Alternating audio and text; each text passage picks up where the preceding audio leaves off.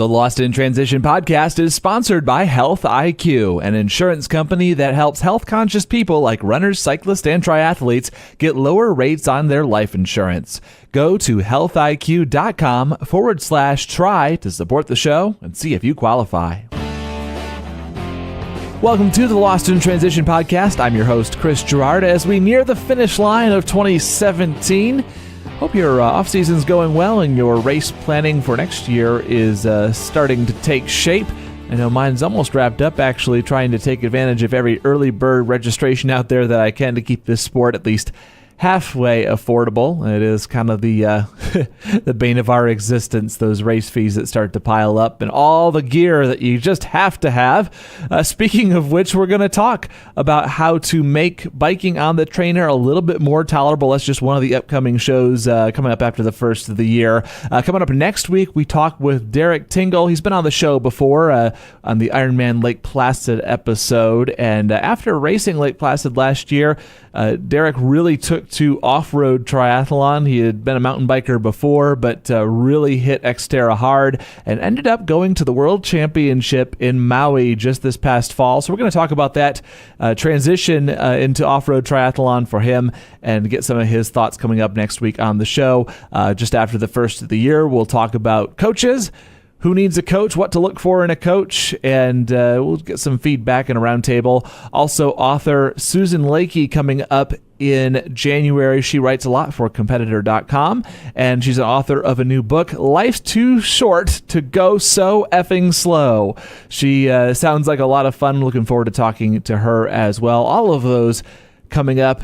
Go to losttransition.com and check out show notes, Facebook, and Twitter, like I mentioned, for those social updates. And subscribe, rate, and review wherever you get your podcast. Elyse Gallegos, our guest tonight. She's been a guest before on the show about a year ago and already was doing some amazing things at that point, but just had a breakout 2017 season culminating in winning Ironman Florida. One of the most favorite parts of the conversation, actually, is when I realized that she didn't really plan to race Ironman Florida after having gone to Kona, and kind of was approaching it in a little bit more laid-back way with, trying to kind of reduced expectations and trying to keep it under wraps, too, like up until the day before, just to not have the pressure of everyone watching and wondering what was going on. That story is almost identical to the 2016 Ironman Florida winner, Jack McAfee, who we've also had on the program. In Jack's case, he had a very bad experience at Ironman Chattanooga with a mechanical that took away his Kona slot, and just also did Florida kind of on a whim, as an effort to get that Kona slot, and also kept it under wraps to the last minute and came out with the win. So we've uncovered a secret now with Ironman Florida. Elyse is super stoked about her 2017 season. It was a pleasure to talk to her. She's next on the Lost in Transition podcast. Elyse Gallegos is the reigning Ironman Florida champion, three-time Kona qualifier, racing for the Timex Multisport team with 10 total Ironmans completed. Elyse has joined us before on the podcast back in 2016, and we're glad to have her back this week to talk about an outstanding 2017 season. Elyse, glad to have you back on Lost in Transition. Hey, thanks for having me back. So we had such a fun time with you last year, and then you just had an outstanding 2017. For those who maybe haven't heard the show from last year, just give the brief Reader's Digest version of how you started racing triathlon, how you got into the sport. Yeah. So just in brief, started racing triathlon when I was a freshman in college at Ole Miss. Saw that it was there, they had one at the rec center, so did a sprint triathlon and did absolutely terrible in it, and just kind of fueled the fire for me to do more and more and more. And so that's just, long story short, that's the Cliff Note version of what got me into it. I just wanted to be better and do better, and I just had fun with everyone, the people that you meet in triathlon and on triathlon teams, and yeah, it just kind of snowballed from there, I guess. So you started with the short course, which obviously most people do. You start with that first sprint, and you're always kind of doing some sprints and ollies. And then when did you realize that you were going to be successful? Like, you had a knack for doing long course? Because I'd say you're pretty good on the long course, and I almost seems like it favors you. So when did you kind of pick that up and say, I'm going to go for long course? I think it's because I started so young. I was 18 with my first sprint triathlon. I am born and raised in Texas, and so when Ironman Texas was first, or decided to come to Texas, obviously, and put on an Ironman, I was only 21 at the time. So I raced Ironman when I was very young, and it's not like it's a huge popular thing. And so I did I think I was second in my age group at the time. And after finishing my first Ironman, and I was like, wow, this is kind of fun, I don't know, in a sick way. And it was also kind of the road less traveled. I feel like a lot of people were doing the sprint and Olympics, and those were really fun, but I also wanted something a little bit more challenging. And there's a lot of, you can just go and race, a sprint and Olympic. I mean, yes, you can train, but honestly, like I tell people all the time, you can do this. Like you don't really have to train a lot for a sprint, but for an Ironman, there's so much more that you have to do and analyze, and nutrition needs to be dialed in. You can't really just wing it. You have to prepare, you have to be smart, you have to be methodical about it. And I think that that's what I love about the long distance. So I guess to circle back and answer your question, I just think that I just excelled in it because I love training, like long, crazy hours, I guess. And I found just a great group of people, actually there in Knoxville with the Rocky Top, the tri team. And, I just enjoyed everyone's company, and I truly just love the process of it. Well, I would say that's critical. If you're going to do long course, and I always tell people when they say, hey, I'm thinking about doing an Ironman, I'm like, okay, well, race day is just that final victory lap. It's all the training leading up to it that you're going to have to fall in love with, or at least enjoy to the point that you're going to do it. You can't hate it. Yeah, if you love the process, then you're going to love doing it. And with my husband he's a surgeon or in school, and so he's constantly gone all the time. I mean, I'm not one to sit on the couch and eat bonbons. So, just to be busy and go out and talk to people and meet different people along the way, it's so much fun. So that's fantastic. And, so you mentioned you were training here in Knoxville, Tennessee. And of course, you've left us since then, and you're now down in Gainesville, Florida. So tell us about that. Tell us about training in Florida.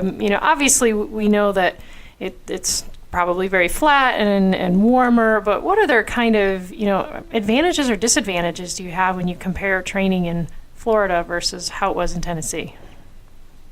I mean, you nailed it. I mean, it's the two biggest things. There are some hills here, actually, like in Tallahassee, but in Gainesville, it's just super flat, and so that's definitely a disadvantage. But on the other side of things, I am on my trainer a lot, and it's a controlled environment, so I can do those hard intervals, low cadence, max resistant intervals, and just focus on that and not have to worry about, is the car coming? Is the car going to hit me? Is the, just like little things like that. And then, a huge benefit with being down here is the heat, humidity. I mean, like we talked about earlier, I mean, I love the heat. I love the humidity. I think that it's huge for me in preparing to go to Kona and race, and which is why I tend to do much warmer races. But yeah, I mean, it's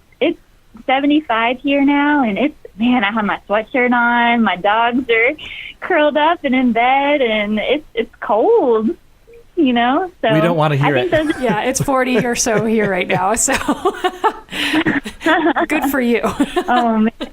Yeah. So I think that that's just the two biggest things is obviously I try to go down to Claremont and do their quote unquote hills which is nothing, by the way. But on bigger training blocks, like I did this past year going into Kona, I went up to Georgia and I biked in the, I don't know if you know, like the 6 gaps, 3 gaps loop. Yeah. We know. Got some great hills and descents training there, and I love it. So you mentioned spending a lot of time on the trainer and the advantage of not having to worry about the cars. I got to ask, are the cars and are the drivers any better in Florida than in Tennessee, or do you have all those old people down there causing trouble? No, it actually is better. We have tons of bike lanes here, and I live kind of on the outskirts of Gainesville. So it's only 7 miles, and I'm out in the middle of nowhere. I mean, you have lots of like farms and just cattle and stuff like that. And so really I can go and bike and explore, and I'm always choosing new roads, new routes to go on. And so it's really awesome versus I feel like I love the hills in Knoxville, but I also get really nervous because it's just, there's no like side lane, it just drops off. Mm-hmm. It's terrifying to me. But yeah, I don't know. Now you just got to dodge the gators, so. But you can outbike them. We can't do open water swimming here, so that's for sure. Now, we mentioned at the top you've been racing with the Timex team for a few years now, first as part of their factory team, now on their elite squad. First off, with Timex, they're being on a triathlon team, for one, people that aren't in the sport wonder how you can even be on a team in an individual sport. But then it runs the gamut. Even those of us in the sport know that some teams are very informal and it's kind of a uniform to wear, and that's about it. And other ones do a lot of training together and really have this massive, logistical thing going on behind the scenes. What's the Timex experience like? How did you come into it, and what is the background of how the Timex team works? Yeah, so actually it's from one of y'all's own, Charles Payne from Rocky Top Multisport Group. When I first moved there, I met him, I met Kelly Man and all you guys actually, and Charles introduced me. He said, Elyse, you need to get on a team. And I said, what's that? And he said, kind of like a job, you have to start at the bottom and work your way up. And he told me about the factory team, and with the hindsight goal being on the Timex multi-sport team. So the more, I think at the time Rev 3 was coming to Knoxville, and I would see more and more of these Timex people out on course. And I Googled them and researched them, and I just was really inspired from the get-go. And so I joined the factory team, and I was on that for about a year and a half. And I qualified for Kona, and begged the manager to take me on the multi-sport team. And yeah, he took a leap of faith, took me on the team, and I've now been on the multi-sport team for 3 years.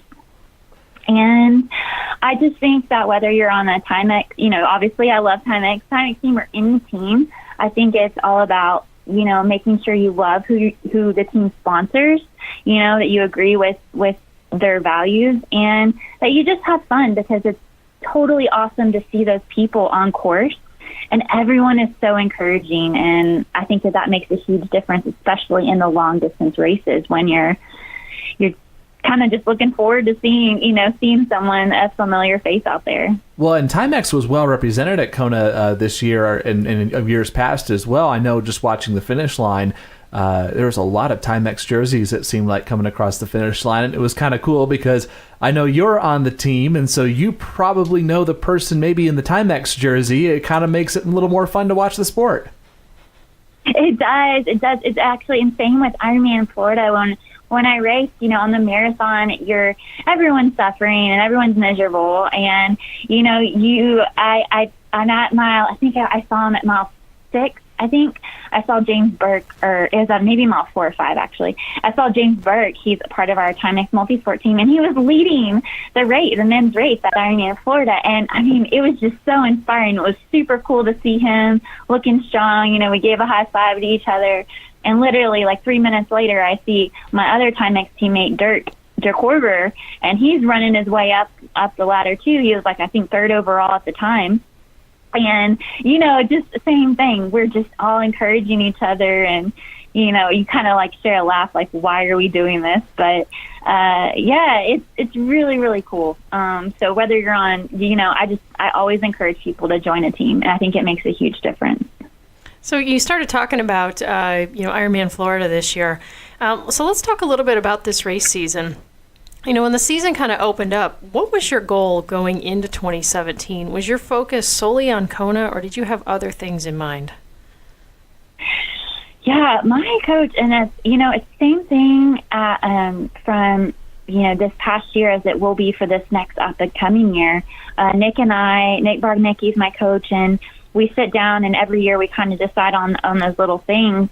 And, it's all about getting that 1-2%, gain in every little thing in the swim and the bike and the run. So honestly, my goal, or our goal for me this year, was just being better at all the little things.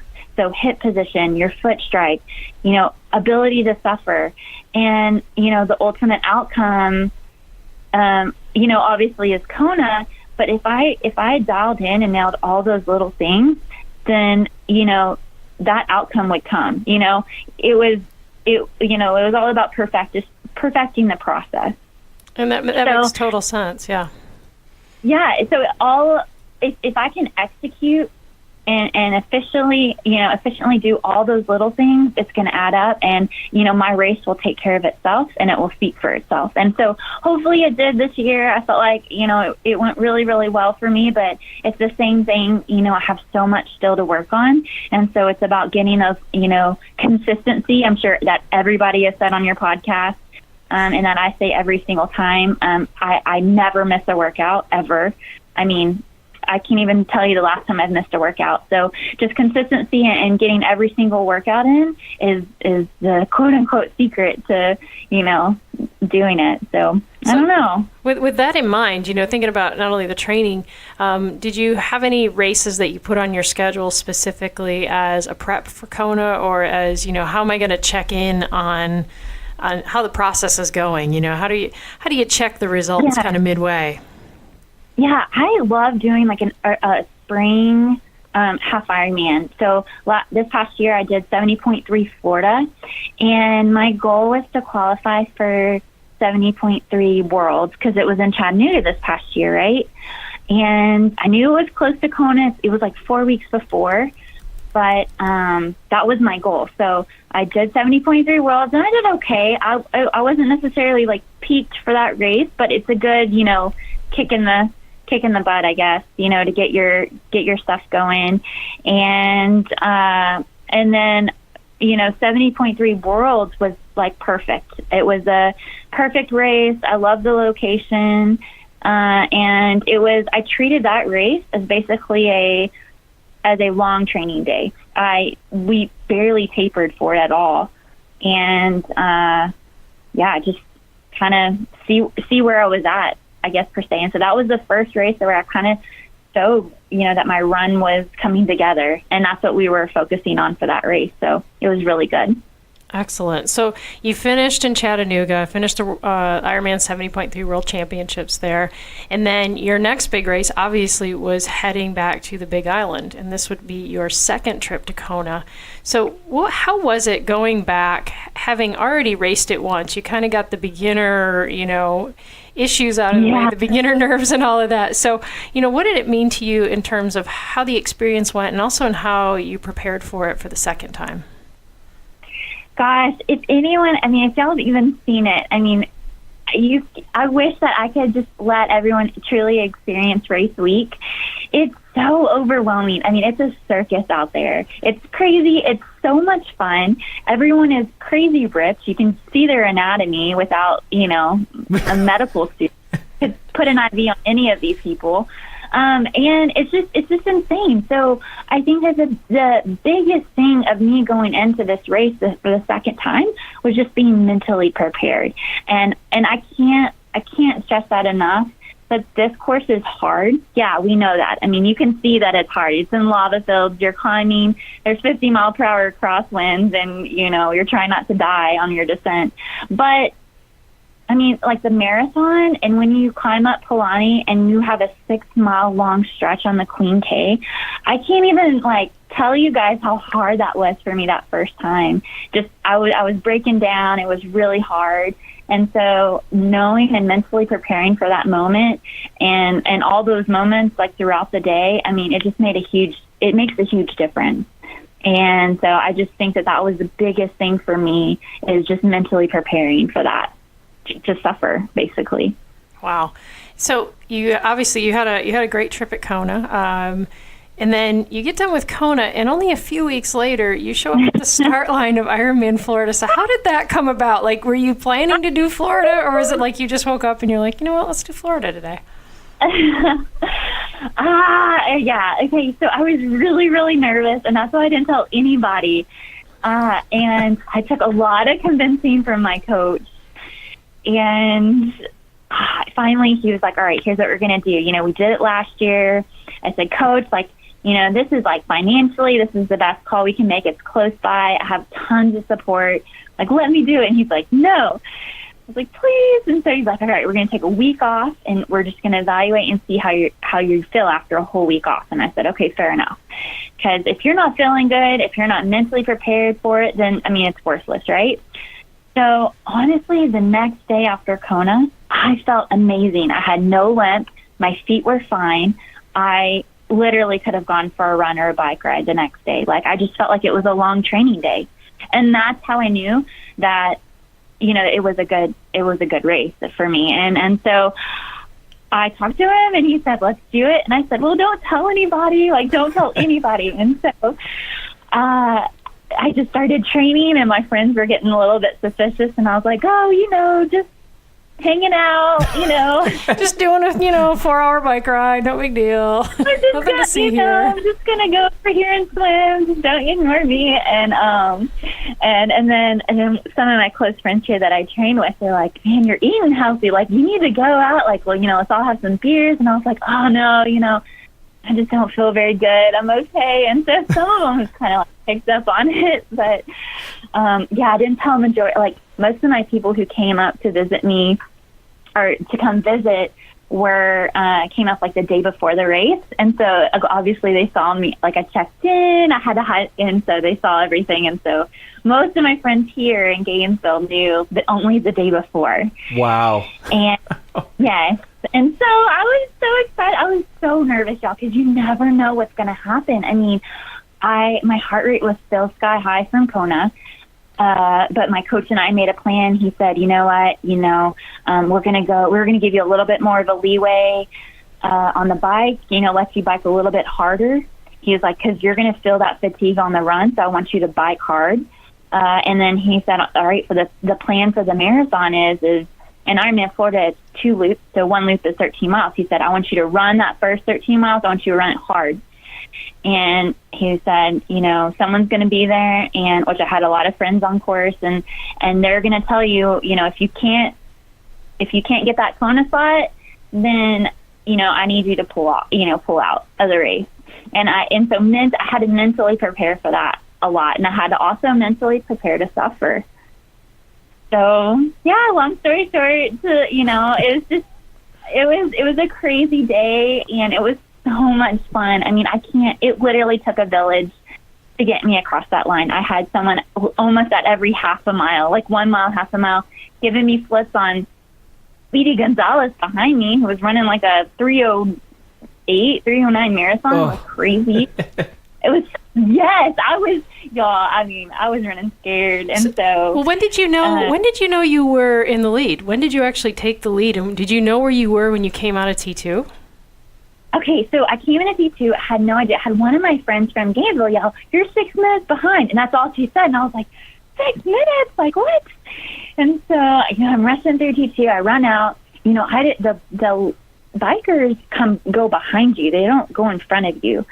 So I started running on the course, and everyone on course goes, like, just random people were like, "Oh, she's 30 seconds ahead of you." And I was like, 30 seconds? I was like, man, I made up 6 minutes fast. Like, what, and then I see her like half a mile in, And I mean, then it was game on, you know, and and I saw, you know, I had the second place biker. I had no idea that I was second overall female. I was like, this is so awesome, you know. You dream of that moment, or I have always dreamed of that moment. And I locked eyes on her, and I think it was at the 1 mile, or either a little bit before, a little bit after the 1 mile marker.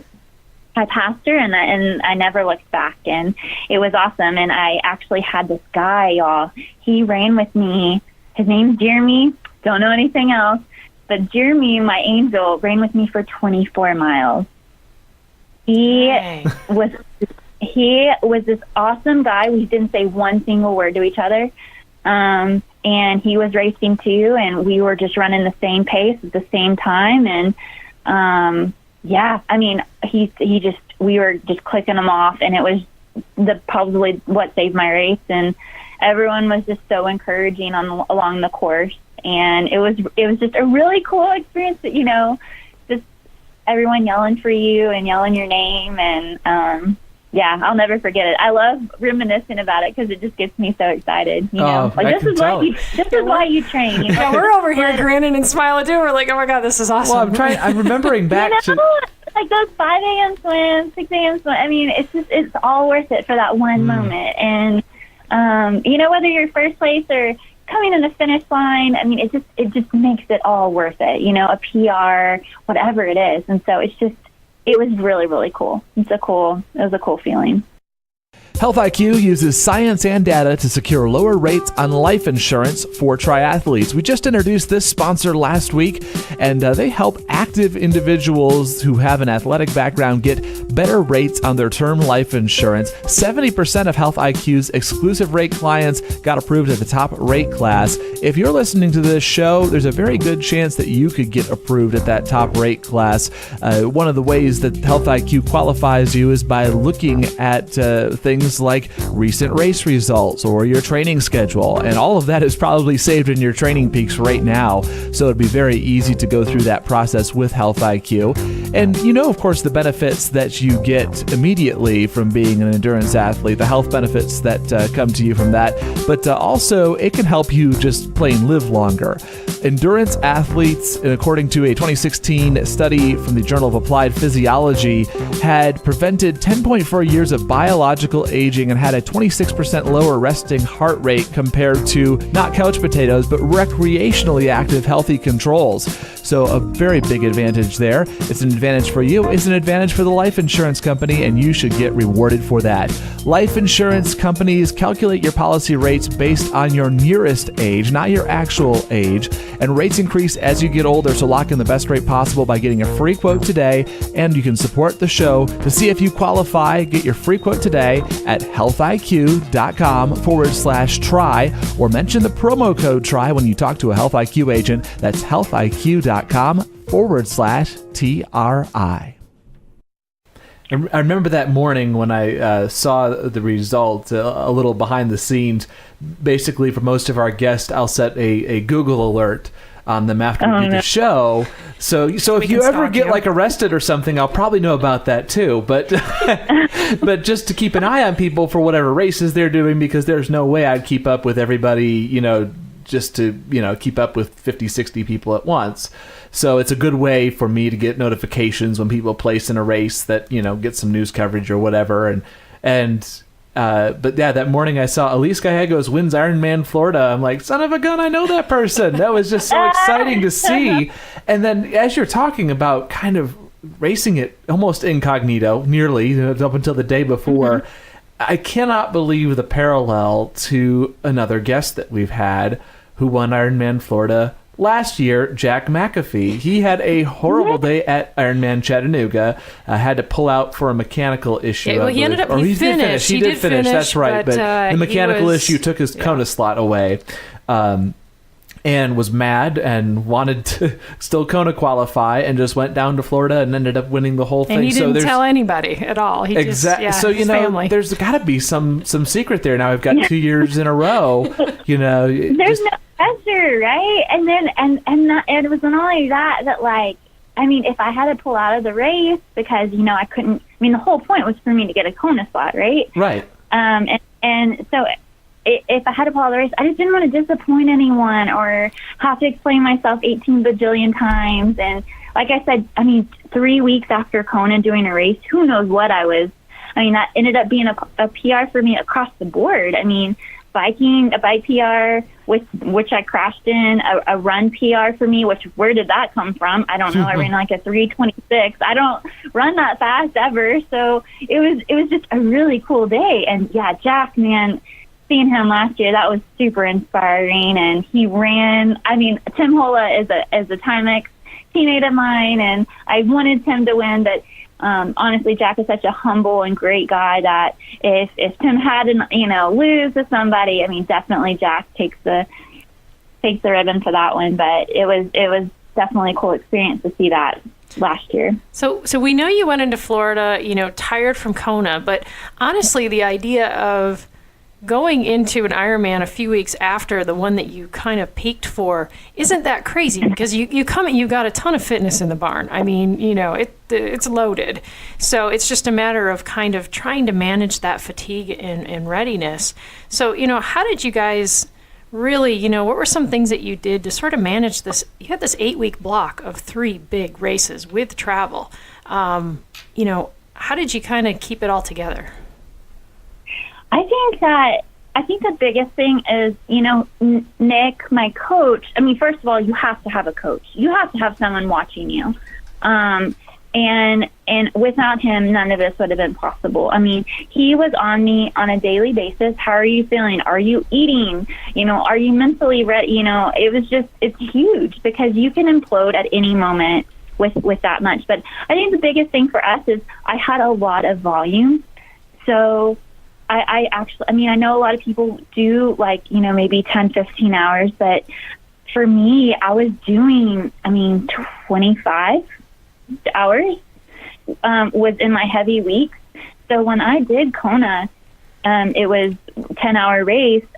Like I said, I just felt like it was a long training day or a long training weekend, and I was able to walk away the next day. And yeah, I was sore and tired, but I was able to walk away okay. And I think that me just having the time and the necessary training volume and having that, Nick was constantly monitoring my fatigue level, making sure it was high enough, low enough, tell me yes, tell me no on certain workouts.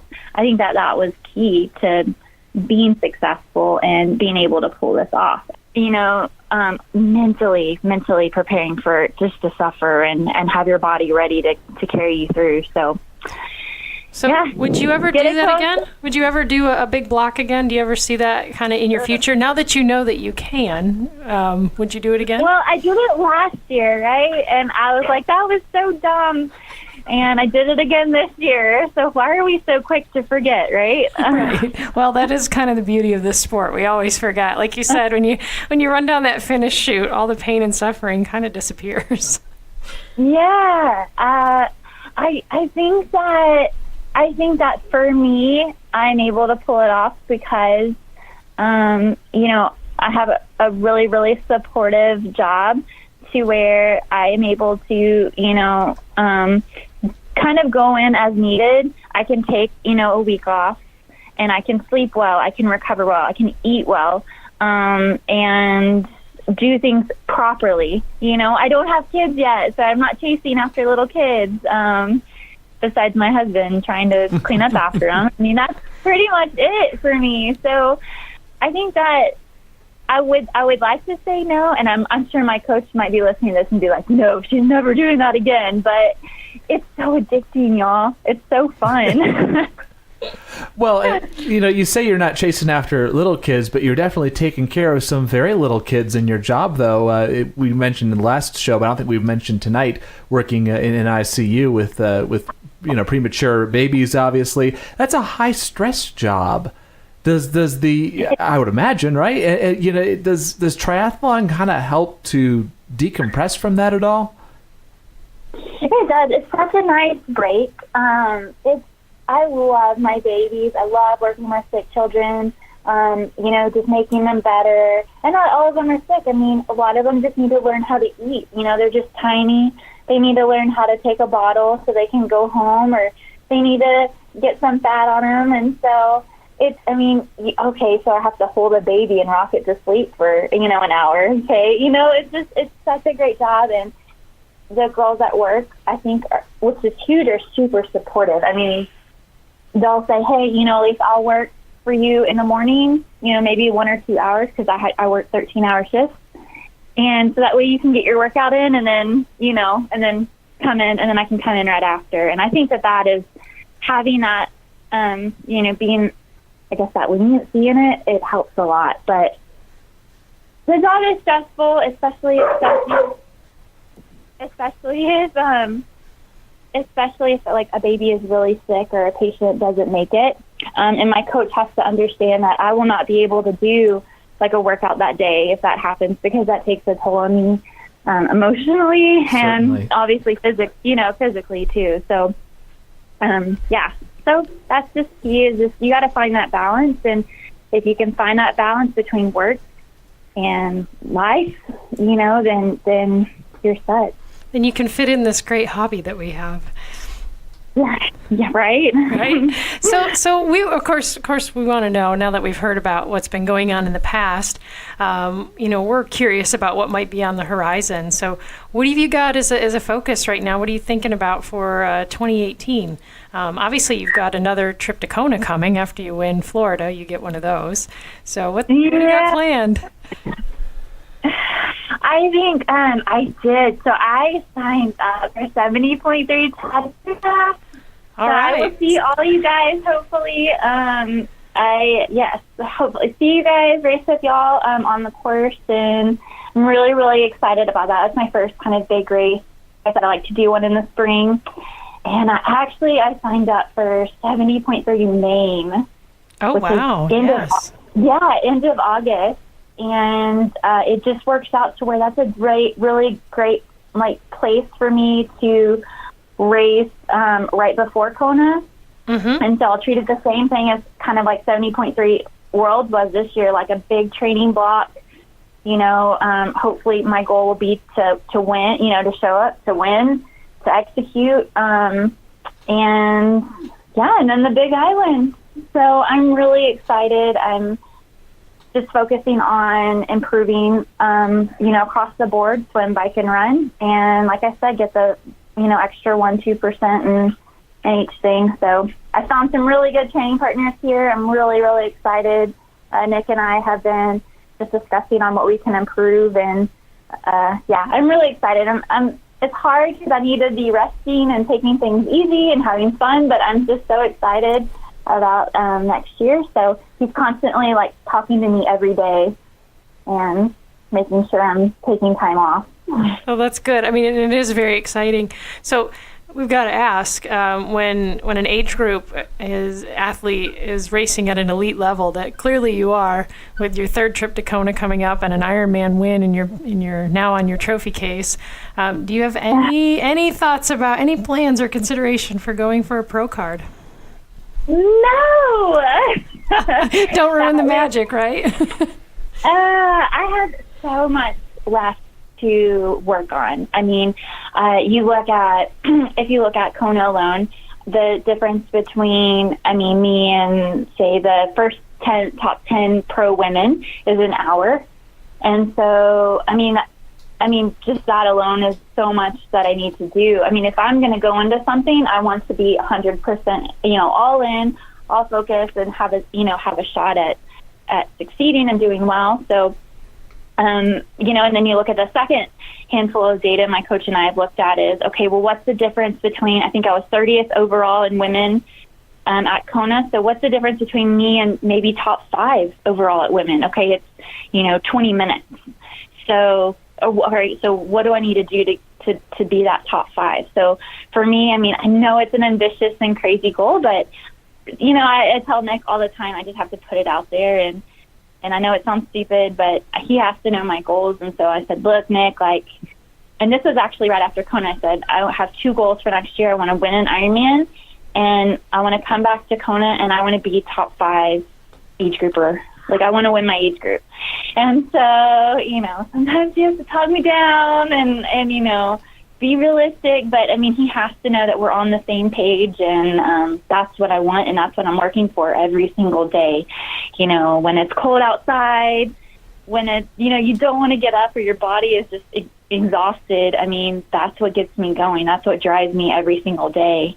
So when it's 75 degrees cold outside in Florida, you don't know suffering. 72, when it's 72 and you're like, I don't know if I can go outside today. I don't know if I can make it to the outdoor pool today. This is going to be so hard. Like, it's going to be really hard. Like, where's my part? You know, you can't find your jacket. It's like, it's so stressful. So yeah, you got to dig deep, you guys. You got to find your motivation. Well, I'll be thinking of you and your training as I head out this weekend. We have snow coming this weekend. I've got a long run on Sunday morning, and the temperature is supposed to be 21. Yeah. So, yeah, thank you.